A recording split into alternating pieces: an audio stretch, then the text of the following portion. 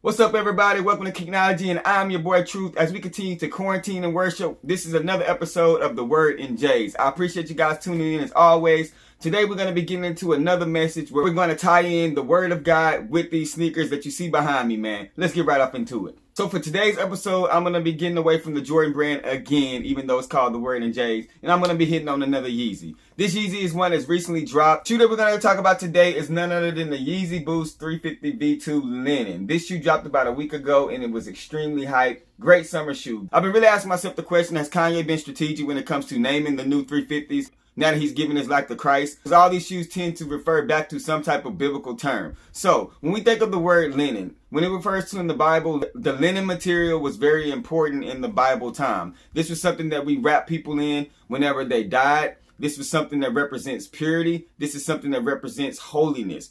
So if we want to put it in perspective, when we think of the word linen, it's kind of like when the Yeezys first dropped. When the Yeezys first dropped, they were extremely hype. It was one of those shoes that everybody wanted. It represented that you knew what you were talking about in the sneaker game. It represented kind of, you had money, you was the exclusive cat, because not many people had it. So it was one of those shoes that you had to get your hand on. It was extremely hyped. So you can basically say linen was hype back in the Bible days. So hopping right up into the word, I want to focus on Mark chapter 15. When it talks about linen, it's a lot of passages in the Bible, but we're going to go to Mark chapter 15, and we're going to start with verse 45. So this is when, after Jesus had been crucified and they learned that he was dead, they went to get his body. That it was so, he gave the body to Joseph.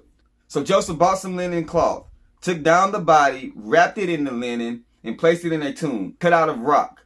Then he rolled a stone against the entrance of the tomb. After the Lord was crucified, his body was wrapped in linen, and he was placed into a tomb. This is something that we all know. We just celebrated Easter, and we talked about the resurrection. We're going to go into a second verse today. We're going to go to Luke chapter 24, verse 12. And it says, Peter, however, got up and ran to the tomb. Bending over, he saw the strips of linen by themselves. And he went away wondering to himself what had happened. So this is talking about when they go back to the tomb. They roll back the stone, and Jesus is not there. But the linen is still placed nice and neat, sitting there. So God was resurrected, just like he told us. Today, as you guys continue your Sunday and you're worshiping, and you're fellowshipping with one another, and you're staying home, just remember, God is risen. He is alive. The linen was left there, but Jesus was not. It's your boy Truth. I appreciate you guys tuning in as always. Rock what you like, not what's hype. Wash them hands, man. Y'all stay home.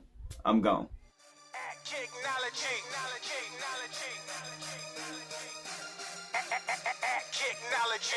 Them hard, I should cop me a pair of Jordan.